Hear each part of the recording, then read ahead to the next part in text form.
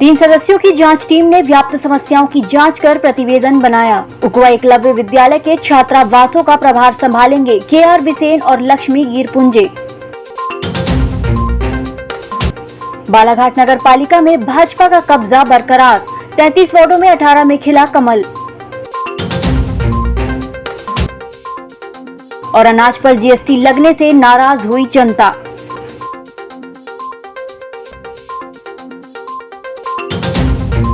नमस्कार, बालाघाट लाइव में आपका स्वागत है और मैं हूं आपके साथ एकता। आइए बढ़ते हैं खबरों की ओर।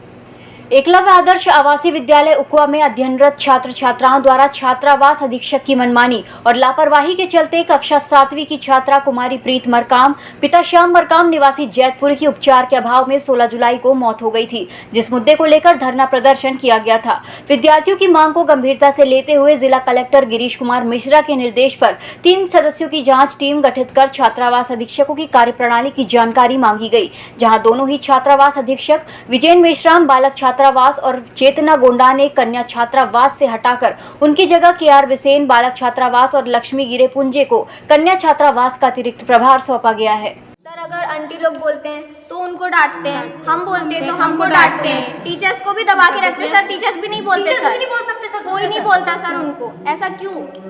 दो ही व्यक्ति अगर किसी ने आवाज उठाया सर, हमको भी धमकी सर ऐसे देते हैं, डायरेक्टर ने ऐसा भी बोल दिए सर। खतरनाक, मतलब ए भाई इधर तेरे को समझता नहीं है क्या? एकदम जोर जोर से धमकाया जाता है, लैंग्वेज भी गलत है। ये लोग रहते हैं सर, यहाँ पे ये लोग रहते हैं, ये लोग घबरा जाते हैं, मेरे को फोन लगाते हैं कि भाई हम लोग छोड़ के आ जाए, हमको बहुत रोना आ रहा है, हम परेशान हो रहे हैं। ये लोग क्या मेश्राम सर गाली गलौज भी करते हैं क्या? सर, हमारे सामने दिए हैं सर। आज सोचना चाहिए कि लड़कियां हैं तो लड़कियों के सामने ऐसा सब यूज ना करें, फिर भी सर ऐसे यूज करते हैं। यहाँ पर पानी कब से लॉकडाउन के बाद से यहाँ पर टंकी में पानी आया नहीं है सर। मैं समझता पानी के सर, और मैं छोटे लड़के लोग बाल्टी लेकर के जाते हैं, यहाँ से छोटे बाल्टी लेकर के जाते हैं और वहाँ से बाल्टी पानी लेकर के आते हैं और यहाँ यूज़ करते हैं सर। प्राइमरी लड़के? Yes sir. कभी कभी सर वही पानी से खाना भी बनता है सर, वही पानी पीते भी है सर। वही पानी में नहाना धोना सर सब वही सर। नाइट के टाइम में कितना प्रॉब्लम हो जाती है पानी की, क्या बताएं। लाइट होती है तो प्रॉब्लम हो जाती है पानी से। फिर कैसे पानी कैसे आता है? फिर इमरजेंसी के लिए सर, इमरजेंसी के लिए भी पानी नहीं रहता सर नाइट के टाइम। आपके छात्रों में तो RO लगे होंगे ना सर? अभी 2 दिन पहले चालू किया गया। 2 दिन पहले चालू किया गया?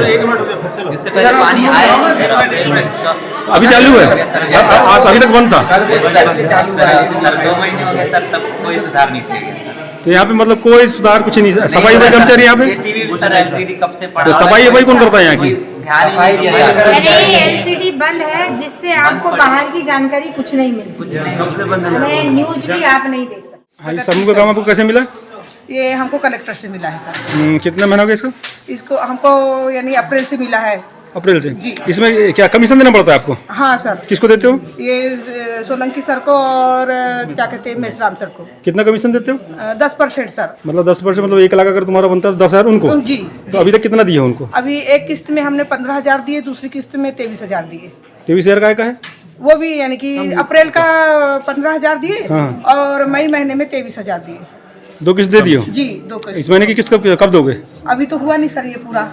ये अब देखो फिर मांग करते अगर ये नहीं होता तो इस महीने की किस्त देना ही है ना? अब देखो अब क्या कहते हैं। सर, हम जांच में आए हुए हैं और सारे पहलुओं को आपके साथ ही देख रहे हैं और जो भी स्थितियां होंगी उससे हम अवगत कराएंगे अपने उच्च अधिकारी को।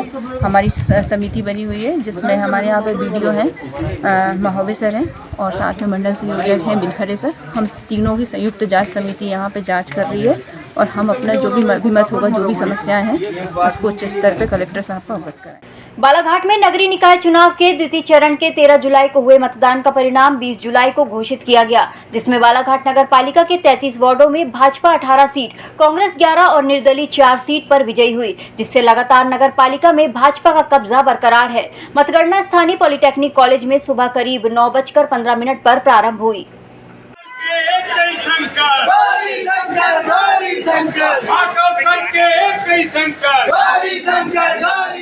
मैं यहाँ की वार्ड नंबर 16 की जनता को देना चाहता हूँ और ख़ास तौर पे हमारे बड़े भाई और मेरे सदा सहयोगी रहे श्री देवराम जी बर्वे को सहयोग देना चाहता हूँ। और उन्होंने और उनके परिवार ने मेरे को तहे दिल से मेरा सहयोग दिया है। घर के जैसे मेरे को उन्होंने स्वीकार किया। मेरे बड़े भाई हैं और सदा रहेंगे। इसके पूर्व में जो पार्षद थे उनने भी अच्छा विकास किया। तो पश्चिमों पर चलकर हम इस वार्ड का विकास करेंगे। अब सब में बड़ी गर्व की बात है कि हमारे इस वार्ड में 8 मंदिरें हैं और हमारी ये इच्छा है कि कम से कम हमारे यहाँ की रोडें दोनों तरफ से बढ़िया टिकट लगी रहे। केंद्र सरकार ने अनाज पर भी 5% जीएसटी लगा दी है, जिसे लेकर आम जनता के साथ ही व्यापारी वर्ग में भी असंतोष बढ़ गया है और सरकार के इस फैसले का खुलकर विरोध भी हो रहा है। लोगों का कहना है कि सरकार जनता की आर्थिक हालात को जानने के बाद भी इस तरह के फैसले ले रही है, जिससे जीना ही मुश्किल हो जाएगा। स्थानीय निवासी और व्यापारियों ने नाराजगी जताते हुए कहा कि देश के इतिहास में ये पहला मौका है जब कोई सरकार अनाज पर टैक्स लगा रही है, जो कि न्यायोचित नहीं है। वैसे ही पेट्रोल, डीजल, रसोई गैस के दाम के साथ ही खाद्य सामग्री के दाम आसमान छू रहे हैं और अब गेहूं, चावल, दाल, आटा समेत अन्य खाद्य सामग्री पर 5% जीएसटी लगा दी गई है, जिसके इनके दाम भी बढ़ जाएंगे और इसका सीधा असर घरेलू बजट पर पड़ेगा। मात्र 8 माह की बच्ची हर्षिता जन्म के बाद ही मस्तिष्क में पानी भरने की जटिल बीमारी से ग्रसित हो गई थी। इस बीमारी के कारण उसका सिर बड़ा होता जा रहा था। गरीब माता पिता उसका उपचार भी नहीं करवा पा रहे थे। जिला टीकाकरण अधिकारी और जिला शीघ्र हस्तक्षेप प्रबंधक RBS के डॉक्टर परेश उपलव लगभग 1 माह पहले गर्रा मशीन टोला में बच्चों के नियमित टीकाकरण सत्र का निरीक्षण करने पहुंचे थे। इसी दौरान बच्ची हर्षिता का टीकाकरण कराने उसकी मां लेकर आई थी। डॉक्टर उपलव ने बच्ची को देखा और पाया कि बच्ची का दिन ब दिन बढ़ता जा रहा है और बच्ची की माता पिता को बताया कि बच्ची को हाइड्रोसेफलस की बीमारी है और इसमें मस्तिष्क में पानी भरने के कारण सिर बड़ा होता जाता है। उन्होंने बच्ची की माता पिता को DEIC बालाघाट में पंजीयन करवाकर उपचार कराने की सलाह दी और बताया कि बच्ची ऑपरेशन के बाद ठीक हो जाएगी, जिसके बाद अब हर्षिता का इंदौर के अस्पताल में सफल ऑपरेशन हो गया है और वो स्वस्थ हो गई है। ऑपरेशन के बाद अब हर्षिता का सिर भी सामान्य बच्चों की तरह हो गया है। आज़ादी के अमृत महोत्सव के अंतर्गत बालाघाट जिले में भी 11 से 15 अगस्त तक हर घर तिरंगा अभियान चलाया जाएगा। इस अभियान का मुख्य उद्देश्य देशवासियों में राष्ट्रीय ध्वज के बारे में जागरूकता लाकर देशभक्ति की भावना जागृत करना है। इस अभियान के अंतर्गत भारतीय ध्वज संहिता का पालन करते हुए सभी को अपने घर, दुकानों, कार्यालयों, शैक्षणिक संस्थानों आदि पर स्वेच्छा से तिरंगा फहराने के लिए प्रोत्साहित किया जा रहा है। इसी कड़ी में स्कूली बच्चों को कहा गया कि वो अपने परिजनों को घर पर तिरंगा झंडा लगाने का संदेश दे। इसके साथ ही आंगनबाड़ी कार्यकर्ताओं द्वारा दीवार लेखन के माध्यम से आमजन को अपने घर पर तिरंगा झंडा लगाने का संदेश दिया जा रहा है। 20 जुलाई को कटंगी कॉलेज और लांजे विकासखंड के ग्राम घोटी में छात्र छात्राओं द्वारा रैली निकालकर हर घर तिरंगा लगाने का संदेश दिया गया।